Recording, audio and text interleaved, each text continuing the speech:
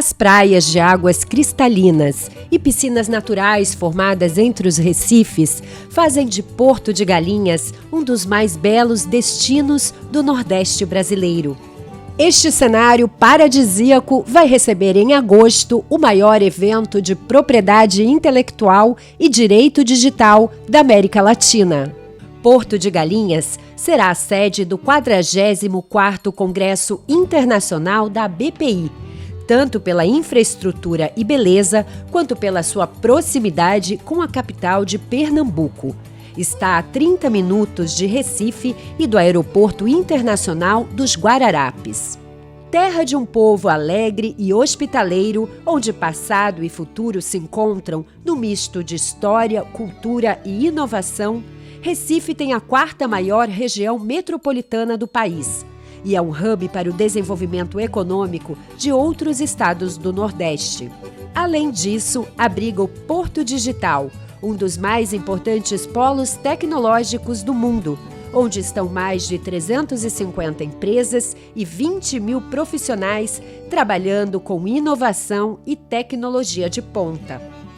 Um cenário que coloca a capital pernambucana entre as 6 cidades líderes mundiais da indústria de TI, segundo o portal internacional Rest of World. E é de olho em todo este potencial que, pela primeira vez, a BPI decidiu levar o evento para a região. Nos dias 12 e 13 de agosto de 2024, os maiores especialistas e profissionais de TI do mundo todo estarão em Porto de Galinhas para debater os principais temas de propriedade intelectual e direito digital.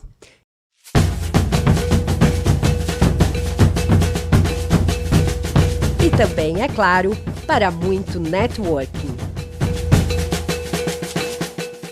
Não perca a chance de fazer parte desse evento.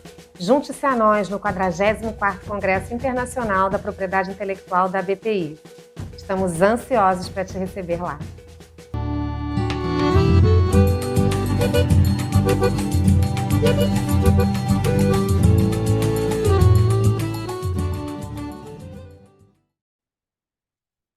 Eu vou chamar aqui a Camila, que eu tenho a honra aqui de apresentar. A Camila, ela é engenheira de Minas formada pela Escola Politécnica da USP, da Universidade de São Paulo. Ela é mestre em engenharia de produção pela Poli também da USP, que é a Universidade de São Paulo, tendo como tema da dissertação gestão de portfólio de patentes, características e modelos para aplicação. Ela atua há mais de 10 anos na área de propriedade intelectual e possui curso de especialização em propriedade intelectual no Brasil e no exterior. Então, Camila, fique à vontade aí para colocar essa apresentação, para adicionar algo de informação que eu não tenha falado por você, que você acha relevante. E Camila, hoje, gente, ela traz o tema de patentes inclusivas, tá? Geralmente, quando esse tema pipoca em seminários de propriedade intelectual, é sempre sobre regras de saúde, de licença compulsória. Eu Eu quis trazer algo diferente para vocês hoje, então peço que a Camila, por favor, se apresente. Oi, Aline. Oi, pessoal. Bom, primeiro, muito obrigada pelo convite para participar desse curso tão importante, tão essencial. Eu fico muito feliz, muito honrada. E, bom, a Aline fez uma apresentação super boa, assim, super completa. Trabalho com propriedade intelectual, patentes, né, especificamente, há mais de 12 anos, e hoje eu vou trazer um pouco aqui sobre patentes inclusivas. Eu vou começar a compartilhar, então, a minha apresentação. Bom, para falar desse tema, esses são os tópicos que eu trouxe hoje, e para começar a falar, então, um pouco do objetivo e estímulo provido pelas patentes, para dar um contexto, né?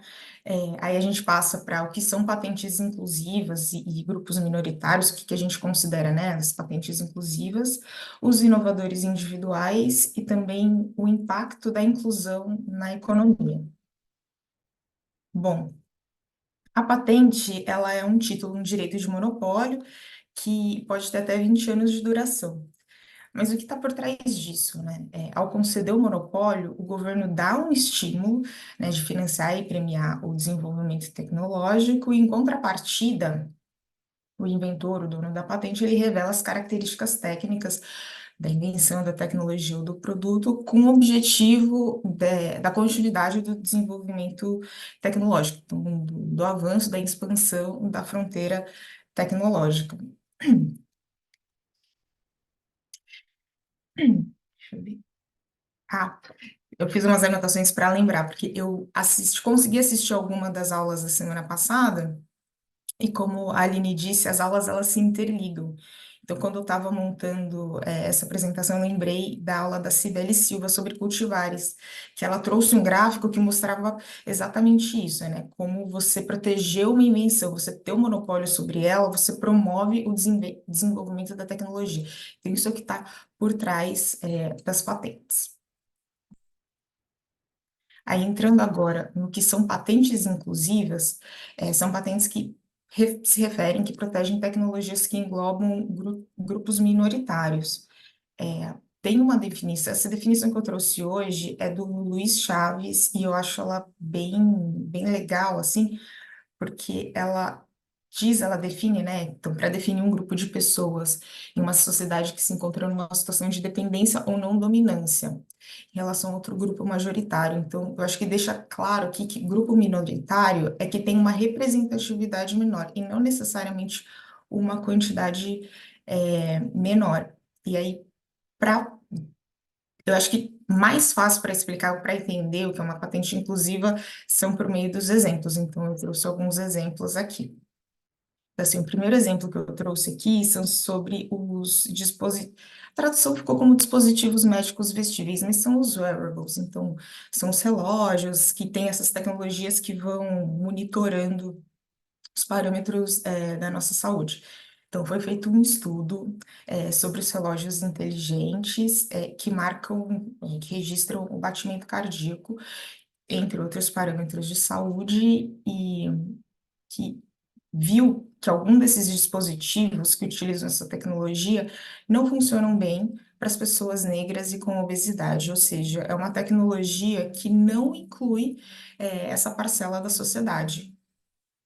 Eu acho que vale destacar que o estudo foi feito por uma mulher, pela Jessica Ramela Uma, que ela é autora do estudo, é professora da Universidade Internacional da Flórida, e ela pesquisa sobre esse tema, né? Então, sensores para bioimagens. E ela, no estudo dela, ela indica até o que poderia ser feito na tecnologia para que ela fosse inclusiva. Deixei o link da referência aí.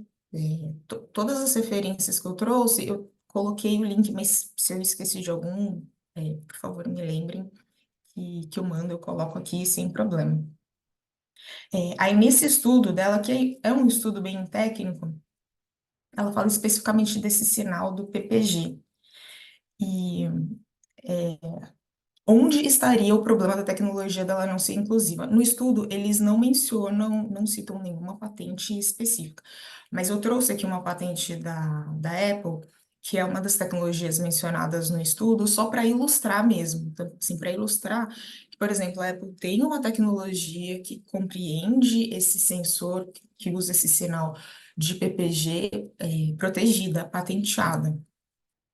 Nesse slide, eu trago alguns exemplos sobre tecnologias que utilizam inteligência artificial.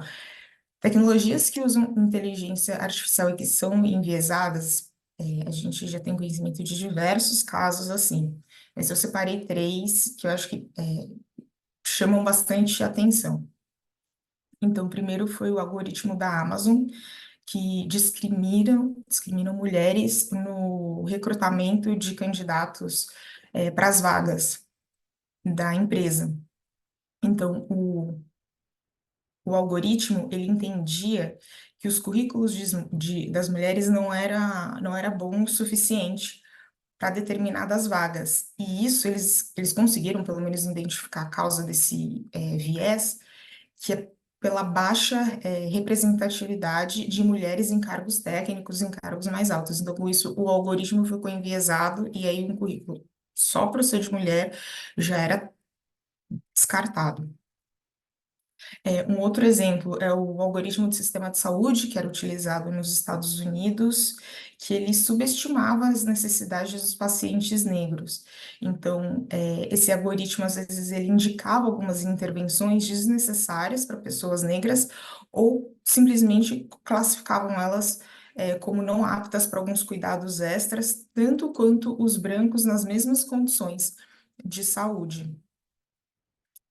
E um outro exemplo, que eu acho que esse ficou bem visível, bem alta, tem até um documentário na Netflix que aborda essa tecnologia, que é a desigualdade em algoritmos de reconhecimento facial, como o reconhecimento facial que utiliza IA, ele é enviesado, ele não faz o reconhecimento de forma correta, principalmente para mulheres negras. Então, tem uma diferença que varia de 20 a quase 35% no reconhecimento facial, e essa diferença considerando homens brancos e mulheres negras. E aí eu trago um exemplo de uma patente que é inclusiva, ou de uma tecnologia que é inclusiva. É um pedido de patente, ainda não foi concedido, então tem a expectativa de direito, mas é uma tecnologia que a IBM, que é a proprietária desse pedido, que é a depositante, depositou sobre uma tecnologia que é um sistema, um algoritmo que garante a isenção de vieses em as que tomam decisões financeiras. Então, assim, essa tecnologia ela visa garantir que, por exemplo, um empréstimo de uma instituição financeira seja concedido para as pessoas, independentemente da cor do bairro que elas moram. E essa tecnologia eu trago aqui também de novo. Eu acho importante, né, a gente ver a carinha das pessoas. Essa tecnologia foi desenvolvida por pesquisadores indianos. São 6 inventores, eu encontrei só as fotinhos de 3, e aí é um pedido super recente, né? Foi publicado em fevereiro desse ano, mas eu achei um bom exemplo, assim, de como também esses vieses podem ser tratados pela tecnologia e são tecnologias que podem ser patenteadas.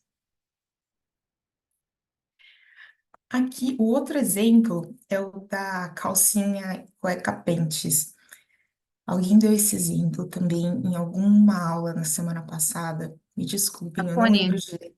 Foi a Cone? da Cone. Tá. E eu achei muito legal esse exemplo. Eu fui pesquisar sobre as calcinhas e as cuecas da Pentes e a tecnologia. E é um produto que inclui também, né, traz para o uso dessa tecnologia os homens trans. E é uma tecnologia que foi patenteada, tem 2 patentes, as patentes já foram concedidas aqui no Brasil, que se referem então às camadas, né, que compõem essa calcinha e a forma como essas camadas são costuradas. A tecnologia foi desenvolvida pela Emily Ewell, que ela é fundadora da Pentes e também a inventora da tecnologia, a fotinho. É bem legal, assim, essa tecnologia, porque ela também ela é biodegradável, ela tem uma preocupação com a pegada de carbono, o meio ambiente, e uma tecnologia desenvolvida por uma mulher. Aqui a gente tem alguns exemplos sobre um tema que tem sido explorado pela imprensa, que é a consideração das diferenças entre homens e mulheres no desenvolvimento de medicamentos e tratamentos médicos. Talvez esse seja um exemplo assim um dos, né, que chama mais atenção, porque a gente sabe das diferenças, né, entre homens e mulheres e até na fisiologia, mas na hora de fazer o desenvolvimento dos produtos, de fazer as pesquisas, isso ainda hoje, em 2/3 das pesquisas, não é levado em consideração. E aí eu trouxe aqui algumas informações e com exemplos. Então, quando a gente não faz essa diferenciação de homens e mulheres para o desenvolvimento de medicamento e tratamento médico, não são levados em considerações possíveis reações adversas, as diferenças de metabolismo, as doses utilizadas, o tempo de atuação do medicamento em cada corpo, e isso traz situações, eu acho que assim, no mínimo triste, que a gente pode chamar. Então, tem um exemplo aqui que é sobre a dor física. Então, como tem afirmações, um entendimento geral, que às vezes as mulheres têm menos tolerância à dor, o enviesamento no tratamento já começa ali na chegada, às vezes, de uma paciente que precisa de atendimento. E já foram feitos estudos que, na verdade, as mulheres são mais resistentes à dor do que os homens. E aí eu trouxe essa citação da doutora Thelma Zaca, que está nessa notícia, que ela relata, né, que tem casos de mulheres que chegam nos prontos-socorros se queixando de dores no peito e que acabam ouvindo que são apenas ataques de pânico. E essas mulheres morrem de infarto, sem atendimento. Tudo isso por um viés que já começa num entendimento de afirmações totalmente não científicas, e de como também as pesquisas acabam incluindo esses vieses e como as mulheres são prejudicadas com isso. Mas, felizmente, a gente tem aí um projeto que é o FemAging, começou lá em 2020 para estimular inovações voltadas para as mulheres com mais de 40 anos, inovações também nessa área da saúde. Então, é desde softwares até os dispositivos, os wearables, que a gente viu no primeiro exemplo lá, que esses dispositivos também são enviesados e que precisam de melhorias nesse sentido. Então, esse projeto ele é focado nisso. E aí, semana passada, eu vi que saiu uma notícia sobre umas idosas suíças que ganharam o primeiro caso sobre mudanças climáticas na justiça. Eu achei muito legal esse caso, porque, assim, as senhorinhas, elas afirmavam que a idade e o gênero tornam as mulheres particularmente vulneráveis aos efeitos das ondas de calor associados ao aquecimento global. E o Tribunal Europeu de Direitos Humanos reconheceu, concluiu que os esforços da Suíça não são suficientes para cumprir essas metas de redução, que eles são inadequados até o momento. E foi um evento histórico, assim, várias notícias repercutiram esse caso. E aí, quando a gente vê esse slide, essas informações que estão aí, né, tem uma reflexão que é as tecnologias que abordam, né, o combate ao aquecimento global, elas, ou alguma delas, tem uma abordagem em idade e gênero das pessoas que são afetadas? Será que tem essa preocupação, essa inclusão nas tecnologias que estão sendo desenvolvidas? E tem um outro ponto dessa notícia das idosas que me chamou a atenção, eu não coloquei aqui, mas tá na matéria, foi que a declaração de uma delas. Então, quando ela foi questionada sobre o compromisso com esse caso, porque esse caso durou, na verdade, 9 anos, durou bastante tempo até chegar na decisão. A senhora, que é a Elizabeth Stern, ela tem 76 anos e ela diz assim: algumas de nós fomos criadas assim, não fomos criadas para se sentar numa cadeira de balanço e tricotar. E é uma outra coisa também que fica assim uma questão, um questionamento, uma reflexão, né? Qual o estímulo que nós mulheres e outras minorias também, que não veem uma representação de si, elas conseguem ter essa iniciativa de reivindicar os direitos delas ou reivindicar os investimentos em tecnologias inclusivas, né? E também pensar quais são as demandas da sociedade. Será que o nosso desenvolvimento tecnológico está considerando essas demandas? São coisas para pensar, assim. Eu acho até que hoje talvez eu traga mais questões do que respostas, coisas assim, mais para a gente refletir no caminho ou no rumo que as nossas tecnologias estão caminhando, estão indo para o desenvolvimento. E aí, justamente nesse sentido também, né? Quando uma tecnologia não inclui toda a diversidade de uma sociedade, que tipo de desenvolvimento tecnológico a gente está estimulando, está sendo estimulado? Que tipo de tecnologia está sendo financiada e premiada? E será que essas tecnologias que estão sendo patenteadas e que não levam em consideração esses grupos minoritários, elas não poderiam estar perpetuando essas disparidades e também a exclusão? Assim, coisas para a gente pensar, né? É, entrando agora aqui sobre os inovadores individuais. Na nossa economia, eu entendo que a gente também pode considerá-los como minoria, porque eles são muitos, só que no Brasil a gente tem mais ou menos 6,7 milhões de micros e pequenas empresas, sem contar, né, nos empreendedores individuais, e usando o mesmo conceito de antes também de não dominância. Então, eles são muitos, mas ainda assim eles não conseguem ter uma representatividade na nossa economia. Trago aqui as informações de alguns estudos que, no contexto de PI, né, esses estudos, eles indicam que as empresas que têm ativos intelectuais geram mais receitas em relação a empresas que não têm os ativos intelectuais. E a maior diferença está até nas pequenas e médias empresas, com uma diferença que chega a quase 70%. Estudos também indicaram que startups se beneficiam muito de marcas e patentes, têm quase 10 vezes mais chances de probabilidade de prosperar. Isso é essencial para uma startup.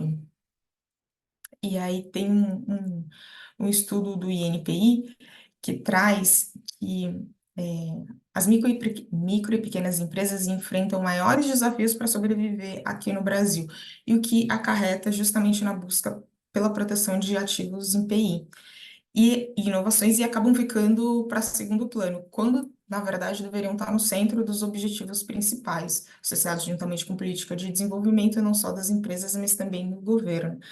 E aí, esse slide eu acho que está bem em linha com o que a Renata Shaw falou também na aula dela da semana passada, quando ela estava falando de afroempreendedorismo e PI como ferramenta para a inclusão social e econômica, quando ela falou assim da dificuldade que o empreendedor, né, o empreendedorismo tem de obter valor e alavancar os negócios com os ativos de PI.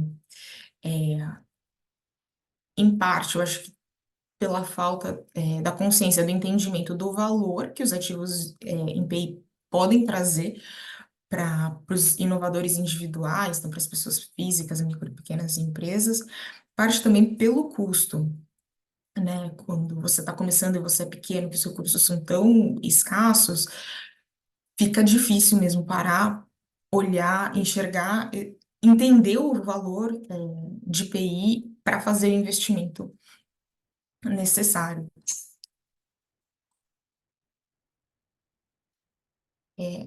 Mas aqui o INPI, aqui no Brasil, ele dá a sua contribuição para pessoas físicas, micro, empresas, empresas de pequeno porte, as MEIs também, que respondem por quase 46% dos depósitos de pedidos de patente efetuados por residentes aqui no Brasil.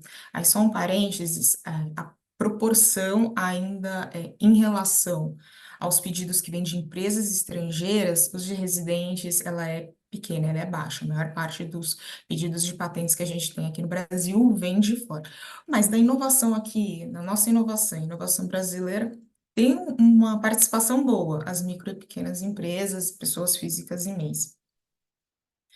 E aí o INPI traz 6 filas prioritárias de exames e também taxas oficiais menores para esses grupos. Então, são os idosos, PCD, MEI, micro, pequenas empresas, ICTs e startups, como forma mesmo de ajudar e estimular essas pessoas a protegerem as suas tecnologias, os seus desenvolvimentos por patentes.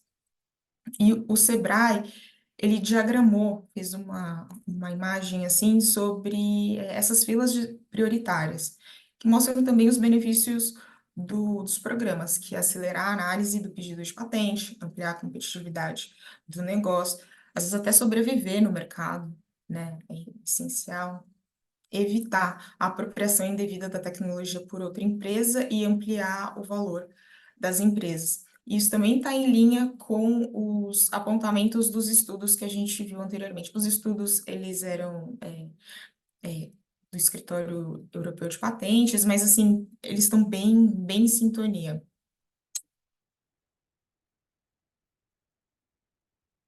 E aqui o INPI, ele disponibiliza também as estatísticas dos programas, das filas prioritárias, que o Instituto oferece, e aí eu trouxe aqui especificamente daquelas 6 filas prioritárias. Se a gente for ver, a maior parte dos pedidos são admitidos no programa, são quase 80% de todas as solicitações entram no programa. Eles aceitam, atendem todos os requisitos necessários. A maioria também viram patentes, então recebem a concessão, o direito do monopólio, mais de 53%. E o tempo, né, entre o requerimento para entrar num programa, numa fila prioritária, até a decisão final, ou seja, às vezes até a concessão, como acontece na maioria dos casos, é menos de 18 meses, menos de 1 ano e meio, o que é um tempo muito bom se a gente pensar que hoje o INPI está, em média, com tempo entre 4 anos e meio, 5 anos, para conceder entre o depósito e a decisão final, concessão, indeferimento do pedido. Então, são programas que têm uma eficiência muito boa.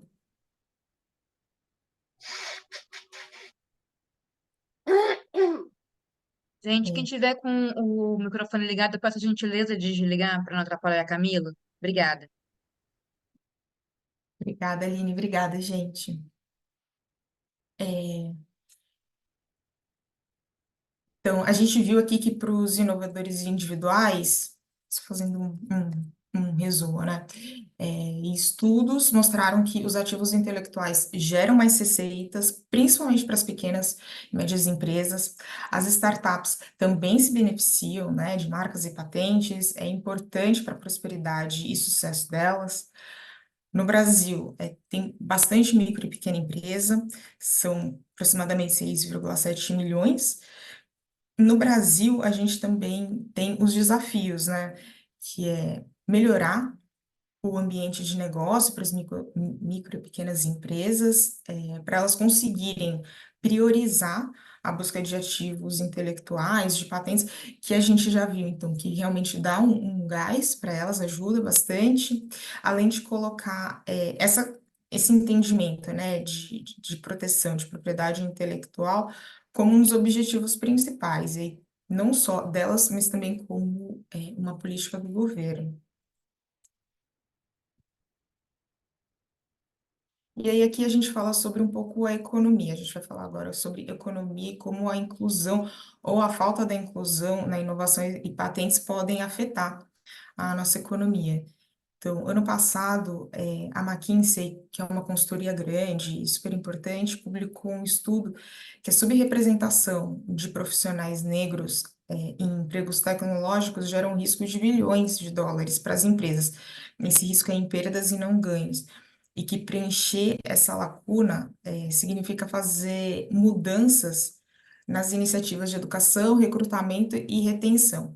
Mas nesse estudo, eles trazem esse diagnóstico e eles mostram que, infelizmente, a expectativa, o que eles viram, é que essa diferença deve aumentar, na próxima década. Então, no gráfico que eu trouxe aqui, que é desse estudo, é projetado como essa diferença acumulada pode chegar em até 350 bilhões de dólares em 2030, em perdas para as famílias negras no setor tecnológico. O recorte é setor tecnológico. E o estudo também considera que não é somente as disparidades salariais que devem ser mitigadas, mas também tem que melhorar a vida daqueles que são regularmente diferenciados, diminuídos em locais de trabalho, que às vezes eles podem ser a única pessoa negra. Também devem ser, o estudo, né, eles também dão essa indicação, que devem ser desenvolvidas tecnologias inclusivas, que tenham esse potencial transformador, e o exemplo que eles dão são de plataformas bancárias nas comunidades que são mal servidas pelos bancos tradicionais, e esse exemplo conecta com aquele pedido da IBM dos inventores indianos. Então, como é importante a gente ter esse tipo de tecnologia, aí nesse recorte especificamente, para instituições financeiras, para realmente ajudar e não excluir e não fazer, na verdade, a exclusão dessas pessoas da sociedade. Como essas tecnologias são importantes.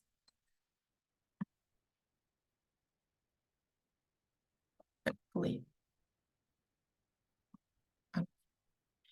É, trouxe também o caso dos saberes indígenas ou do conhecimento tradicional.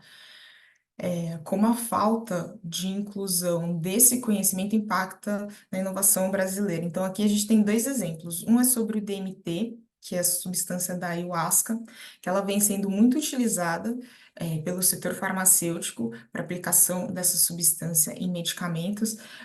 Mas aí só um ponto assim que me chamou muito a atenção, que apesar de estar sendo muito pesquisada no setor farmacêutico, não é só o setor farmacêutico que está interessado. Hoje, o maior detentor de patentes com essa substância é a Philip Morris, que não está. Acho que é até bem diferente do setor farmacêutico, né? Que ela está na área de. É a maior produtora de tabaco, se eu não me engano.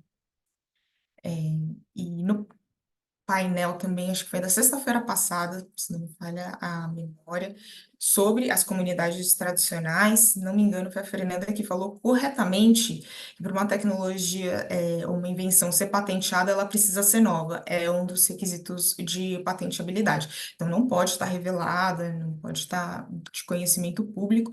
E o conhecimento tradicional, ele é muito antigo, às vezes até milenar. Então, tem o conhecimento há muito tempo.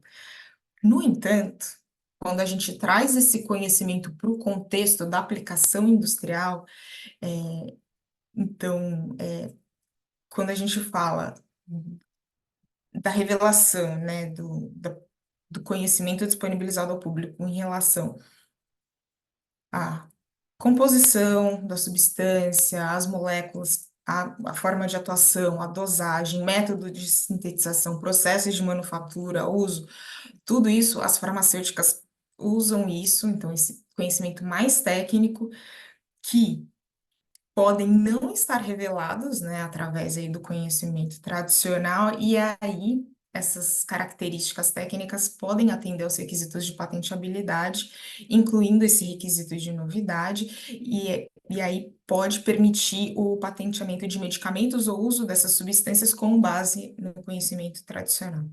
Então, nessa mesma esteira, o pesquisador Marcos Feres, da Federal de Juiz de Fora, ele encontrou indícios de apropriação do conhecimento tradicional aqui, dos indígenas brasileiros em 11 patentes em países, de 11 patentes em países do hemisfério norte. E são patentes relacionadas à secreção da rã cambor, que é típica da região amazônica. E os povos indígenas utilizam essa secreção pelas propriedades analgésicas e antibióticas. Ou seja, o que o esforço inventivo dos indígenas, e esse é um termo que a gente usa, por exemplo, para defender atividade inventiva, né, o requisito de patenteabilidade de uma invenção, que esse esforço de desenvolvimento, que não é óbvio, ele está sendo aproveitado por outras empresas, por outras pessoas, para monopolizar uma tecnologia, ganhar dinheiro em cima dessa tecnologia, além de todos os outros benefícios que uma patente traz, sem qualquer retorno para os indígenas, para quem desenvolveu esse conhecimento tradicional. Então, como também é importante, é fundamental a gente incluir isso na nossa inovação, nos nossos processos. Indo agora um pouco para falar sobre a participação das mulheres, um outro estudo da McKinsey, esse de 2019, ele fala um pouco sobre como uma maior diversidade em termos de gênero, então como ter mais mulheres participando nas áreas executivas das empresas, isso dá 25% mais chance delas terem uma lucratividade acima da média. E essa pesquisa ela também foi mencionada pela Débora Ivanov na aula de audiovisual na semana passada. Ela também trouxe essa pesquisa. E um outro dado, agora específico para patentes, né, que é do American Bar Association, mostram que em 2022 profissionais que trabalham com patentes nos Estados Unidos, então esse recorte aí bem aqui no nosso tema, como somente 22% desses profissionais são mulheres, 6,5% são racialmente diversos e somente 1,7% são mulheres racialmente diversas. Então, assim, é uma participação super pequena, num ambiente que claramente não é diverso. Um relatório da OMP também, em 2021, aí falando desse gráfico, fala da participação de mulheres entre os inventores, de pedidos de patente PCT. Como a participação de mulheres ainda é pequena, na média fica aí em 16,5%. Quando a gente olha para a América Latina, a gente está menos pior, se eu posso colocar nesses termos, que tem quase 23% de participação de mulheres. E tem um estudo da Fiocruz e do INPI, é um pouco antigo, né, que mostra que entre 2011 e 2015, a participação de mulheres como inventoras nas patentes depositadas aqui no Brasil chegava a 19%, mas aí para dar um respiro, um estudo mais recente da UFRJ constatou que entre 2017 e 2021, 87% dos pedidos de patentes que foram produzidos na instituição, depositados em nome da UFRJ, tiveram pelo menos uma mulher listada entre os inventores.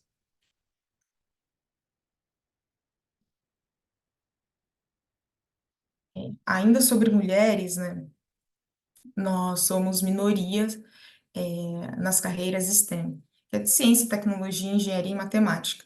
Então, como a gente vê nesse gráfico, e depois eu vou comentar também sobre trechos de uma entrevista sobre a importância de propriedade intelectual e uma carreira STEM, a participação de mulheres ela ainda é muito pequena. Em engenharia e arquitetura, por exemplo, não chega a 17, não chega a 20%.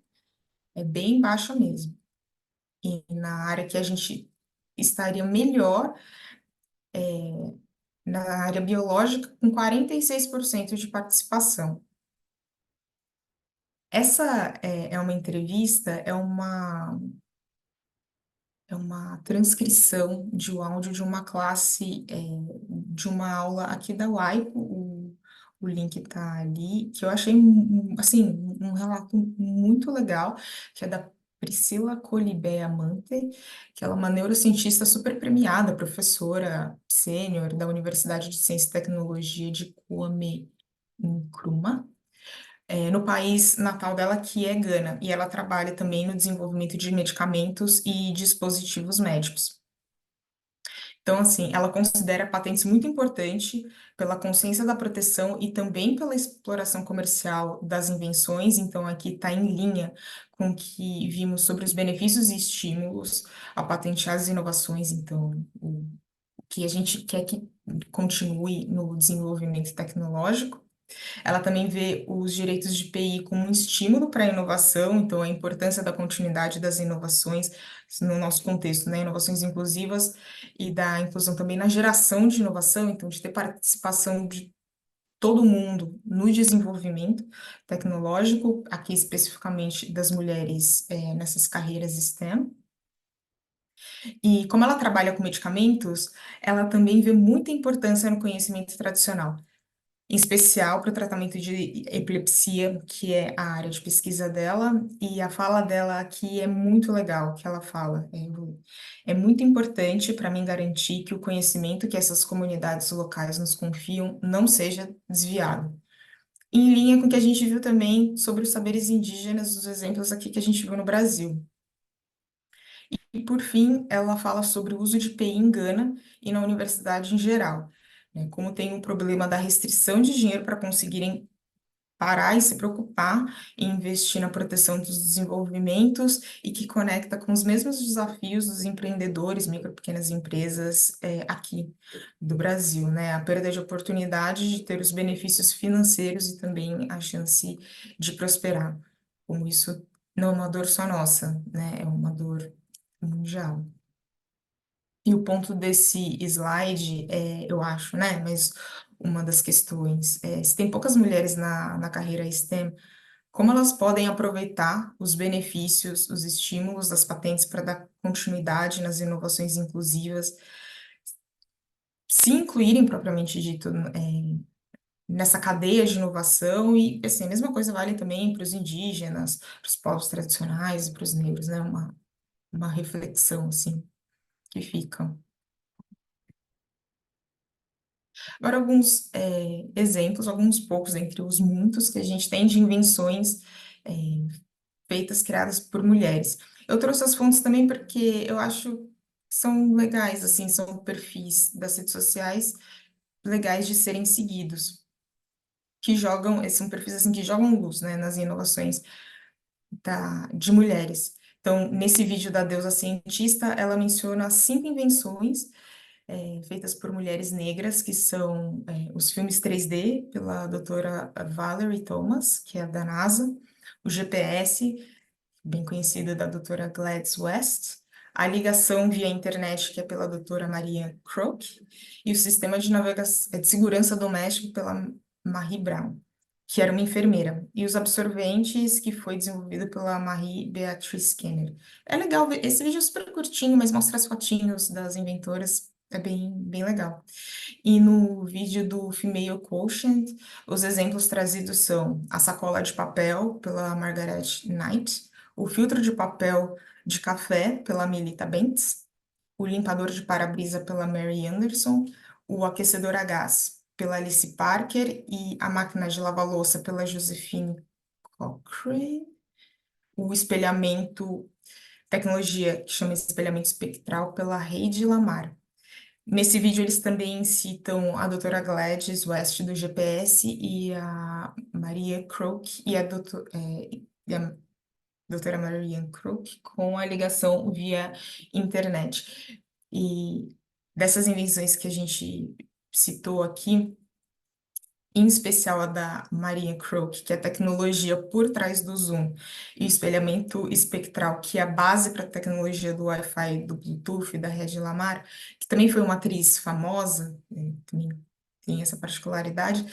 Essas 2 invenções são especialmente importantes hoje para nós, porque se não tivesse essas invenções, a gente não conseguiria fazer esse curso online com os recursos que a gente tem hoje. Então, muitos agradecimentos especiais a essas 2 pelas invenções que elas trouxeram para a gente. E invenções que beneficiam a todos, né? Incluem todo mundo nessa tecnologia.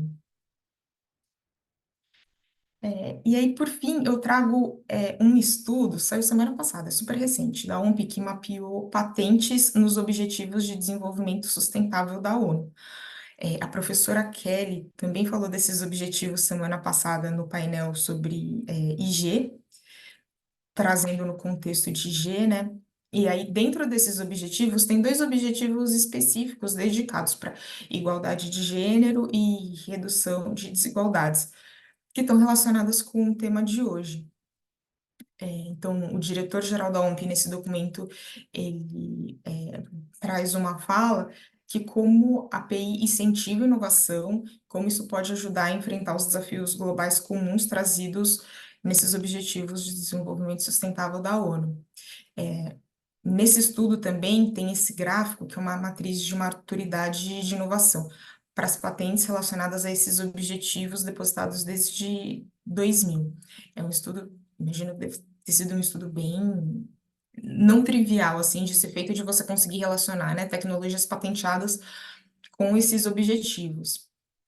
Mas aí, desses 2 objetivos que a gente traz, né, para o contexto do tema de hoje, só a igualdade de gênero foi mapeada, pois foi considerado que a redução de desigualdades ela é mais um objetivo socioeconômico e não tecnológico. Enfim, aí a igualdade de gênero, ela ainda está no quadrante aqui embaixo, né? Que ela está como desenvolvimento modesto.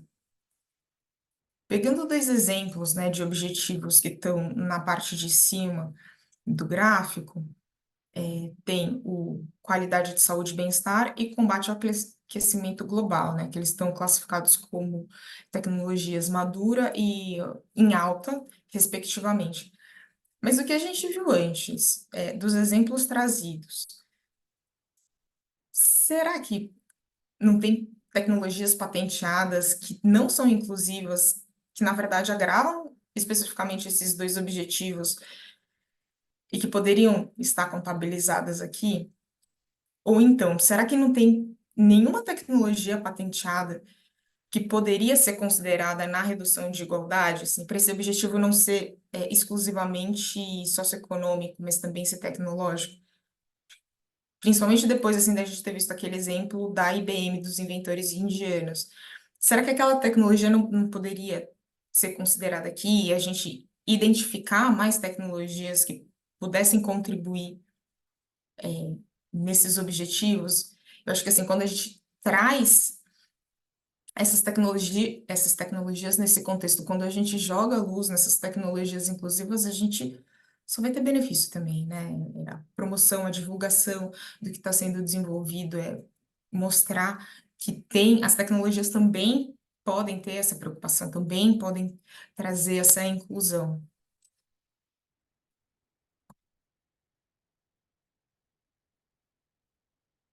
É. E aí, aqui tem algumas iniciativas dentro das várias que a gente tem mesmo para diversidade e inclusão, especificamente no setor de patentes. Então, a gente tem um Increasing Diversity in Innovation, que é uma iniciativa entre empresas tecnológicas, escritórios de advocacia que trabalham no processamento das patentes, e empresas não tecnológicas. É uma iniciativa de empresas dos Estados Unidos e eles, juntamente com o escritório de patentes de lá dos Estados Unidos, eles fazem uma conferência anual para discutir melhores práticas na profissão de PI e aumentar diversidade, equidade, inclusão e acessibilidade nesse ecossistema de inovação e inventividade. É uma iniciativa bem focada aqui para a gente, para patentes. Tem também o Advancing Diversity Across Patent Teams, que é um grupo focado também para aumentar a diversidade, equidade e inclusão nas profissões relacionadas a patentes. E aí, em 2021, grandes empresas que estão nesse grupo entraram, então Meta, Google e Microsoft. A Meta, inclusive, fez uma parceria com o National Council for Patent Practicum, que é uma organização sem fins lucrativos para promover formação gratuita de mulheres e outras minorias sobre como redigir pedidos de patentes, trabalhar com patentes especificamente, então, assim, dando capacitação para as minorias trabalharem nessa área. E também, aí na própria empresa, eles implementaram o que eles chamaram de brainstorm híbrido, que é para eliminar e tirar qualquer viés dos processos tradicionais, ali no desenvolvimento de invenção deles e aumentar a diversidade dos inventores. Então, quando você vai submeter um projeto para desenvolver alguma nova solução, esse projeto ele não vem com nenhum tipo de identificação, com nome, com idade, com um cargo lá dentro, para na hora deles fazerem a avaliação se vão investir nessa ideia, nesse projeto para ele seguir em frente ou não, não ter nenhum tipo de viés que pudesse, às vezes, barrar indevidamente o andamento desse projeto. E tem uma iniciativa da WIPO Academy, que eu achei muito boa, que é esse ano, na Semana do Dia Internacional da Mulher, os cursos online foram oferecidos gratuitamente para as mulheres, que eu acho muito bom, assim, é você dar capacitação para as mulheres conseguirem atuar ou melhorarem a qualidade de atuação delas na área.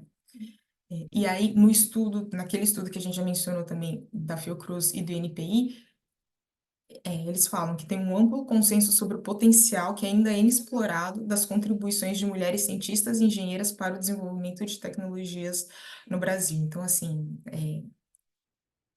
tem um potencial inexplorado que é muito bom, que a gente precisa trazer isso para o desenvolvimento tecnológico aqui do Brasil. Eu trouxe aqui também um link que é de um artigo que eu escrevi, que traz um pouco desses dados e também com as fontes. Então, aí, em resumo, a gente viu que as patentes, elas são importantes, então, para o estímulo de pesquisa, desenvolvimento e inovação.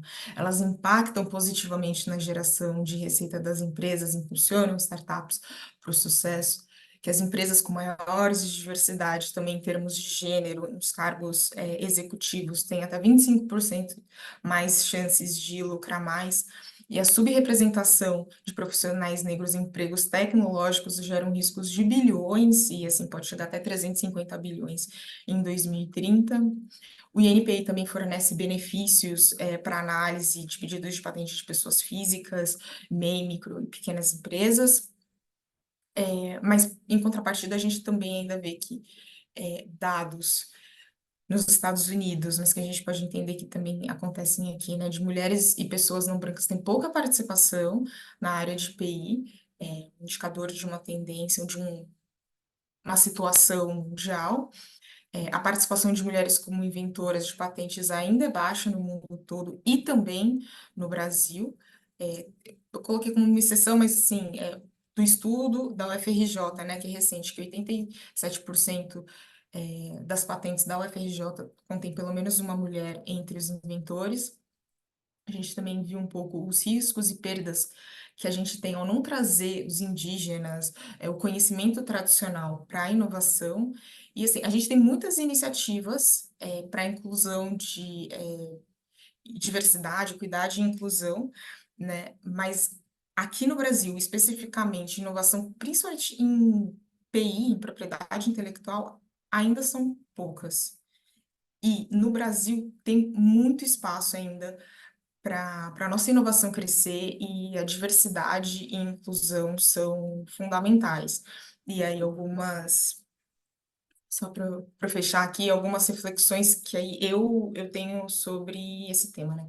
Assim, até a gente chegar na patente, até a gente chegar, por exemplo, numa patente inclusiva, tem chão antes, né? E para conseguir se beneficiar, por exemplo, para ter os benefícios das patentes, conseguir pegar uma fila prioritária, a gente já está muito na frente, no final de um ciclo de inovação, quando a gente pensa que a patente ela é fruto, né, de um projeto, de uma inovação. Então, a gente tem que pensar no início, como estimular a inclusão e a diversidade da inovação lá atrás, é quando a tecnologia começa a ser idealizada. Então, um exemplo, no caso das patentes de conhecimento tradicional, a gente tem que trabalhar junto também com os indígenas, os povos originários, os pesquisadores nessa área, para trazer as informações de conhecimento tradicional que pode gerar patente, sejam gerados com cuidado e com a responsabilidade que esses benefícios também vão para os indígenas, né? Com a preocupação que foi relatada pela neurocientista, pela Priscila, que a gente viu anteriormente, trabalha com epilepsia. O mesmo vale também para mulheres e negros, que a contribuição já foi mensurada, já foi quantificada, de como é valiosa nas carreiras STEM e também na tecnologia, e os micro e pequenos empreendedores que também podem gerar riqueza, além de ter mais chances de prosperar. Então, assim, a inclusão, eu não vejo mais diversidade e inclusão somente como uma potência, de algo que tem um potencial, de que tem uma expectativa de sucesso, de que pode ser uma aposta, assim, não. Eu enxergo já como uma realidade demonstrada e comprovada, e que a gente precisa de ações mais abrangentes e com mais atores envolvidos aí de forma estruturada. Então, é pensar realmente desde o começo da inovação até chegar numa patente, e de todo mundo que pode estar envolvido e de uma forma estruturada. Então, as iniciativas que a gente tem, né, em rede, em grupos de apoio, em alguns projetos, são essenciais, importantes, fundamentais. Mas, assim, eu acho que sozinhas elas não vão ser suficientes para a gente diminuir essas diferenças, para suprir esses gaps. A gente precisa de uma ação mais estruturada. E aí, só no final, assim, tem esse meme, né? Diversidade e inclusão. Você incluir, diversificar mais pessoas não é diminuir, tirar os direitos de ninguém, né? Pelo contrário, então é somar, é agregar, é expandir e sempre ter isso em mente, né? O que que a gente deixa de ganhar quando a gente não traz a diversidade, quando a gente não inclui ela nos nossos processos de inovação. Bom, gente, era isso que eu tinha para falar hoje para vocês. Muito obrigada novamente por me ouvirem, pelo tempo de vocês. E agora a gente tem ainda alguns minutinhos para perguntas, mas não só perguntas, também comentários, reflexões, enfim, É, o que vocês puderem Cami- contribuir. Camila, tem algumas perguntas aqui no chat que eu gostaria de trazer, mas antes de fazer só um comentário sobre aquela questão dos psicodélicos que você mencionou. No Brasil, vape é proibido pela Anvisa. É, todos os vapes que são vendidos no Brasil são ilegais. Uhum. Pode parecer surreal, mas é essa a realidade, tá? Então, é, Como pode, enfim, né? pois é. Então, a maior parte dos vapes chega aqui no Brasil via Estados Unidos e é ilegal, tá? Eu até acredito que o titular que você mencionou, acredito não, ele está fazendo isso no exterior. Os psicodélicos, de um modo geral, têm um perfil de segurança muito bom para uso.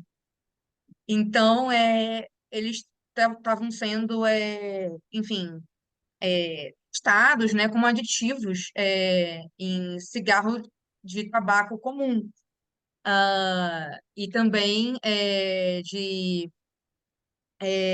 cigarros com derivados da cannabis no exterior, onde o uso recreativo é legalizado, que não é o caso do Brasil, tá?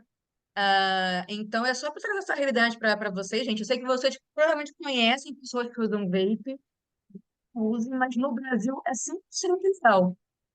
Só que a Anvisa não consegue barrar a entrada, por uma série de questões que não cabem aqui a gente analisar, né? Porque veja, essa aula aqui não é de regulatório, tá? Eu vou trazer aqui algumas perguntas que estão no chat, Camila, que tem relação com as coisas que você falou. Bom, primeiro, né? A Rafaela Guerrante, ela veio aqui perguntar se as IAs que você trouxe aqui nos seus exemplos, se de onde que vem os vieses, ou melhor, como é que você consegue determinar que tem esses vieses? A não inclusão seria em função dos dados do treinamento ou do desenho da tecnologia, da concepção da tecnologia? Olha, eu entendo que esses vieses vêm dos dados de treinamentos, né? Então, é como os dados são tratados e aí os resultados que eles começam a trazer. O que a gente alimenta com a IA é o que ela vai gerar. Tem até uma. Eu lembro de uma outra. Era um chatbot que colocaram para responder coisas no Twitter. Eu não lembro o nome qualquer, mas aí era uma IA que aí começava a responder e pelo banco de dados do Twitter começou a responder coisas absurdas, assim, super misóginas e racistas, e era pelo banco de dados.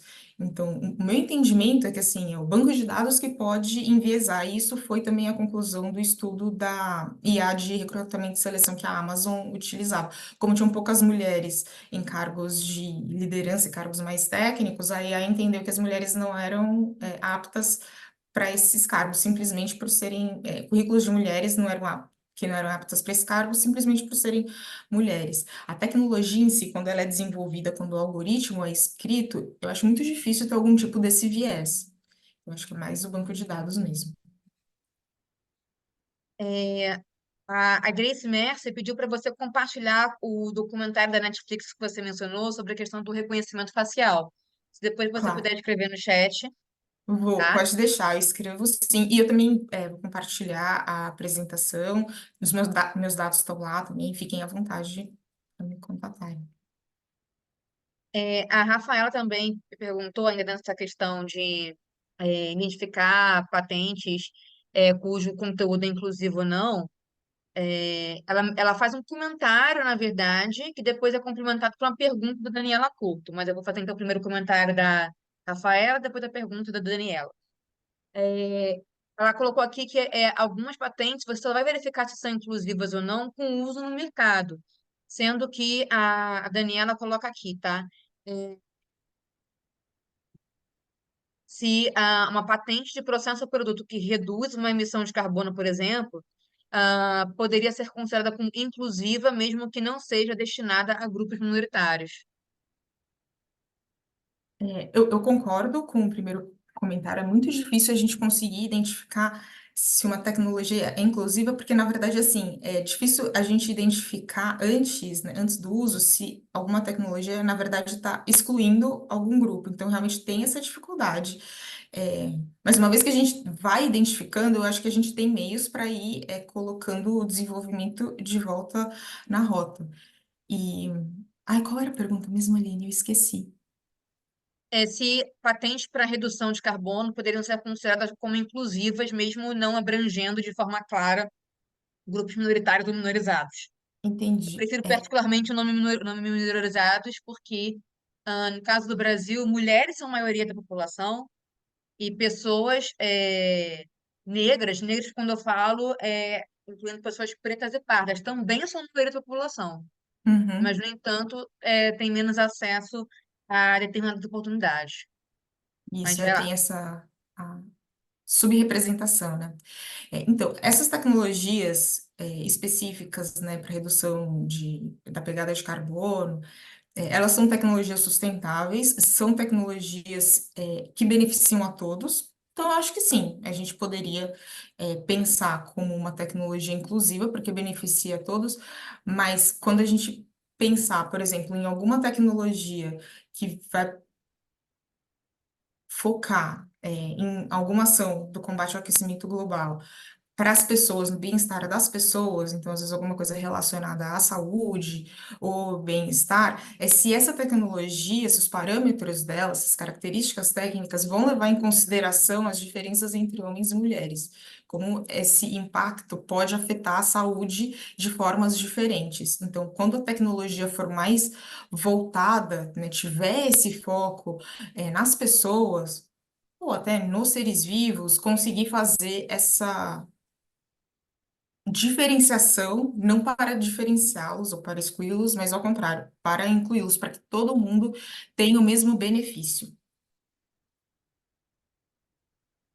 Certo. Ainda nessa questão, só voltando à questão como é que se fala? Do treinamento de dados, a Rafa só mencionou que geralmente a forma de treinamento não está no relatório descritivo, por uma série de questões, inclusive porque algumas técnicas para treinamento de IA são tratadas pelas empresas como segredo de negócio e não fazem parte, muitas vezes, do passo a passo, né, que você coloca num pedido de patente, né? Mas, Perfeito. complementando o que você falou sobre a questão de inclusão, né? Também tem a questão étnica, né? E eu coloquei aqui alguns links, gente. Tem alguns que infelizmente estão em inglês, mas eu achei que é importante colocar, que são as guidelines do NIH, que é o principal órgão de financiamento de pesquisa dos Estados Unidos, que ele explica todo o histórico dele na tentativa de incluir mulheres no recrutamento de testes clínicos. Explica que ele chegou a ter uma diretriz para excluir por conta da talidomida, e depois, nos anos 80, quando se percebeu que isso gerava uma outra distorção no mercado, que eram tecnologias que não atendiam as mulheres, né, as particularidades do corpo feminino, ele passou a entrar, e em 92 virou uma lei nos Estados Unidos que, para você receber financiamento federal nos Estados Unidos, você tem que ter uma porcentagem mínima de mulheres como voluntários nos testes clínicos. E depois tem uma matéria do The Guardian que fala de uma análise, né, que foi feita recentemente nos Estados Unidos, agora no governo Biden, sobre se essa política pública foi efetiva. Você chegou à conclusão de que não, de que ela não foi efetiva porque não tinha punição para quem as farmacêuticas que não incluíam as mulheres nos testes. Então, você chegou à conclusão que sem punição não adianta nada, vira tudo uma expressão em inglês, né, que é wishful thinking, né? É algo que você deseja, mas que não vira realidade. E também botei dados aqui mais voltados à questão étnica, e é uma coisa que também tem que ser pensada. Vou só contar uma historiazinha e já passar para a próxima pergunta, Camila, que eu acho importante contar essa história. Uhum, Quando eu claro. estava em Cambridge fazendo mestrado, um dos meus colegas do meu college, né? Porque na Inglaterra, antes de ir na Inglaterra, que foi Cambridge, você tem os colleges que são, na verdade, como se fossem casas do Harry Potter. São pessoas que fazem cursos distintos. Eu fazia direito, esse colega fazia medicina, em que as pessoas são agregadas na mesma casa por questões de afinidade, por questões de chapeuzinho do Harry Potter, como eu coloco. E esse rapaz, ele era da Tanzânia, e ele estava em Cambridge fazendo doutorado, pesquisando sorotipos de hepatite C. Porque na época, as medicações que estavam disponíveis para hepatite C não contemplavam sorotipos que circulavam majoritariamente em África. Eram sorotipos que basicamente circulavam na Europa, Estados Unidos, no norte global. E então a medicação que se tinha disponível na época para tratar a hepatite C não era efetiva para populações africanas. E ele foi fazer uma pesquisa especificamente voltada a sorotipos que circulavam em África. E eu acho importante trazer essa questão também, Uhum. E né? sem considerar as doenças negligenciadas, né, que Sim, estão nos países também em desenvolvimento, é a gente pensar que, por exemplo, esse ano que a gente chegou a ter uma vacina contra a dengue, sendo que é uma doença que a gente enfrenta há décadas, né? uhum. E dentro dessa perspectiva também, né, da inclusão e tudo mais, e, gente, venho lembrar, por favor, se vocês não estiverem falando, fechem seus microfones. Ah, tem aqui perguntas, tá, que as pessoas estão fazendo, é, perguntando, né, se esses novos exemplos de tecnologia inclusiva são a regra ou ainda são a exceção. Porque existe uma gama X de tecnologias inclusivas, quantas são não inclusivas? Certamente dependerá muito do tipo de tecnologia e das equipes que desenvolvem. Como definir uma patente inclusiva, entendeu? No final do dia, a pergunta é essa: como é que você considera que uma patente é inclusiva ou não? Quais são os parâmetros? Cara, de forma bem objetiva e quantitativa, é bem difícil da gente conseguir fazer essa identificação. Por exemplo, a gente trabalhando num banco de dados de patentes, vamos ver aqui quais são inclusivas e quais não são, porque a gente precisa entender, na verdade, como é a tecnologia e se ela está excluindo algum grupo ou não. Então, é meio que pensar ao contrário, é ver se as patentes não são inclusivas, se elas não têm essa consideração. E ainda hoje é muito difícil a gente conseguir fazer essa identificação. Então, é como alguém já tinha comentado antes, é no uso que a gente vai vendo os vieses e os problemas que essas tecnologias têm, mas vendo o histórico, o que a gente aprendeu, a gente já consegue pensar em tecnologias que possam ser desenvolvidas para que não causem essa exclusão. Então, por exemplo, quando a gente vai ver um dispositivo para a gente utilizar, um relógio inteligente, né? Que nem o exemplo que eu trouxe. Relógio inteligente. Deixa eu ver que aquela tecnologia, usando aquele sinal PPG, da forma como ele está sendo utilizado, está sendo enviesado. Precisa ter uma arquitetura de uso ou de montagem do dispositivo que seja melhor. E aí é verificar se essa arquitetura, se o dispositivo está sendo feito dessa forma, para incluir essas pessoas. E aí, o grupo, o FemAging, que incentiva e que apoia empresas que atuam nessa área, também vai dar esse foco. Então, é como que as tecnologias vão ser tratadas, vão ser desenvolvidas para que não ocorram o que aconteceu no passado, o que já aconteceu. Então, eu acho que é um constante aprendizado. Infelizmente, não é simples e trivial conseguir fazer essa separação, essa classificação, mas tem como a gente mitigar, tem como a gente, daqui para frente, pensar em desenvolvimentos que incluam a todos, que não deixem ninguém de fora. Nesse sentido, eu vou trazer só um rápido comentário da Larissa Ormai, depois eu volto para duas perguntas. A gente já tem um pouquinho de tempo. A Lakshmi já está aqui. Hello, Lakshmi.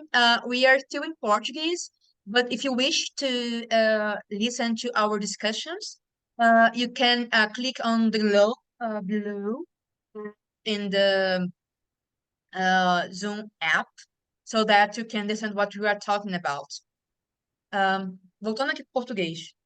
A Larissa comenta o seguinte: considerando que grupos minorizados são mais severamente atingidos pelas mudanças climáticas, eu acho que deveríamos sempre pensar tecnologias verdes como também inclusivas.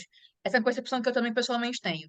Sustentabilidade não tem só pilar ambiental, porque está tudo conectado, meio ambiente, economia e sociedade, né? E aí vem uma pergunta da Monique Bastos. Camila, você poderia comentar rapidamente, com mais detalhes, sobre a relação de produtos patentes que respondem aos ODS? Sobre produtos de patentes que Sobre produtos e patentes que são interligados, né, ao ODS, Então, aos ODS. nesse estudo da OMP que fez essa relação, eles não colocaram exatamente quais tecnologias estariam relacionadas ali. Mas eu vejo que são tecnologias que estão dentro desses objetivos. Como eles classificaram, lá tem a descrição da metodologia para ver como eles fizeram essa classificação, e aí eles pegaram a base de dados de patentes, né? E aí eles conseguiram trabalhar em cima disso. Deve ter sido difícil, assim, não deve ter sido trivial fazer essa classificação, mas lá não tem os exemplos, assim, das tecnologias e produtos em si relacionado a cada objetivo. Mas o link do estudo tá lá, então pode dar uma olhada lá. A gente tem a pergunta aqui da Marie.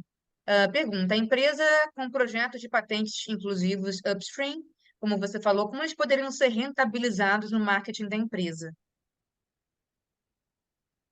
Olha, eu acho que hoje em dia tá em alta.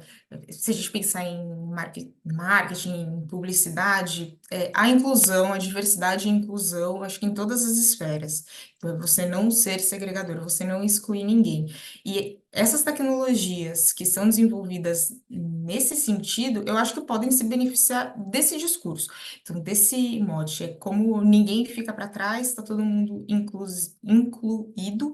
E quando a gente pensa em patente também, a gente tem que pensar nessa questão do monopólio e do dinheiro, do recurso financeiro que pode ser obtido com o monopólio dessa tecnologia. E quanto mais pessoas você inclui, ou melhor, quanto menos você segrega, quanto menos você retira da tecnologia, é mais mercado consumidor, na verdade, para aquela tecnologia. Então, é mais gente que pode ser beneficiada e mais gente que pode consumir também a tecnologia.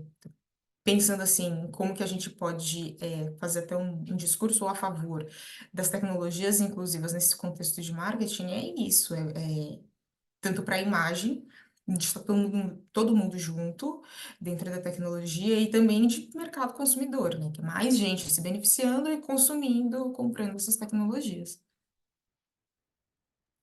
E eu queria fazer um adendo aqui para quem está no Brasil. Esse tipo de marketing, né, de ESG, ele tem que seguir também parâmetros éticos, porque você tem que ter comprovação daquilo que você está alegando que é inclusivo. Não pode descansar no discurso, tem que promover aquilo que você está falando.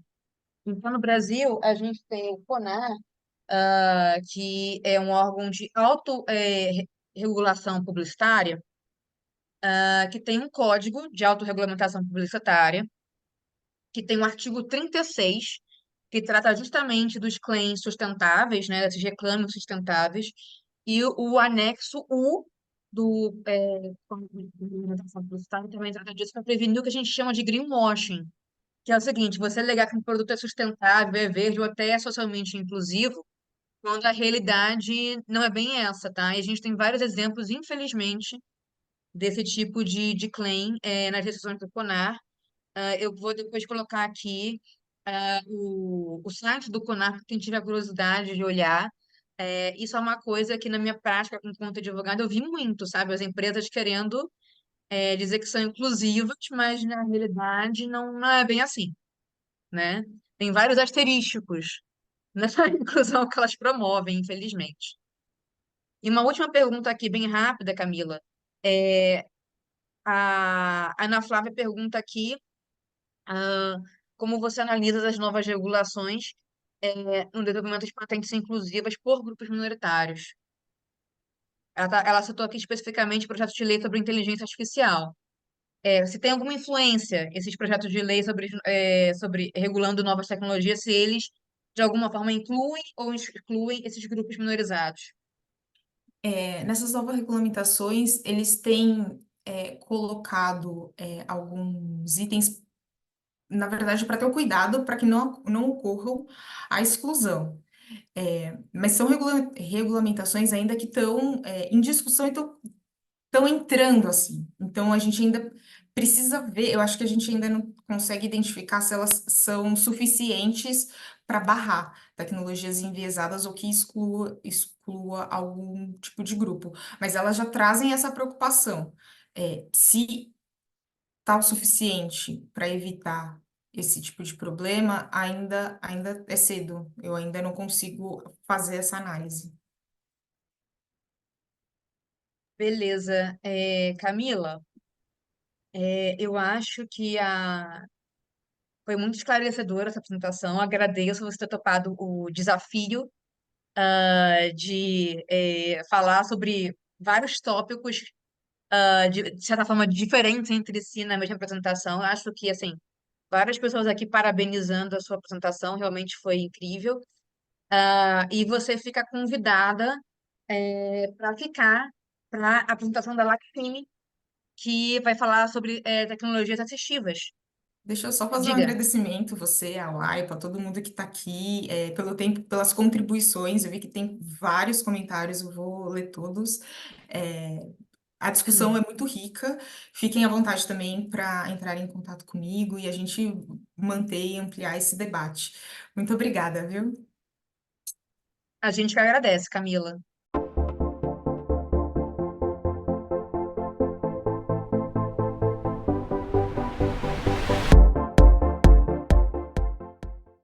As praias de águas cristalinas e piscinas naturais formadas entre os recifes fazem de Porto de Galinhas um dos mais belos destinos do Nordeste brasileiro.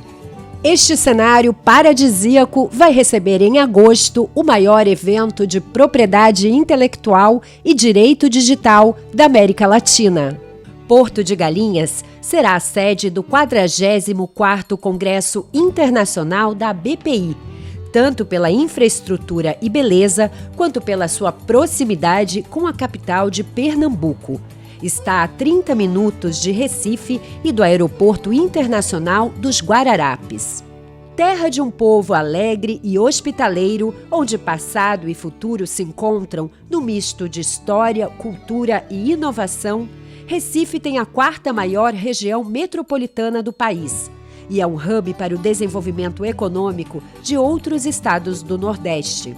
Além disso, abriga o Porto Digital, um dos mais importantes polos tecnológicos do mundo, onde estão mais de 350 empresas e 20 mil profissionais trabalhando com inovação e tecnologia de ponta. Um cenário que coloca a capital pernambucana entre as 6 cidades líderes mundiais da indústria de TI, segundo o portal internacional Rest of World. E é de olho em todo este potencial que, pela primeira vez, a BPI decidiu levar o evento para a região.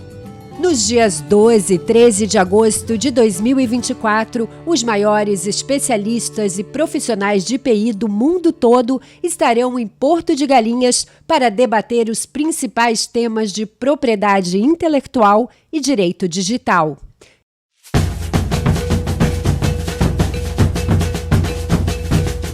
E também, é claro, para muito networking.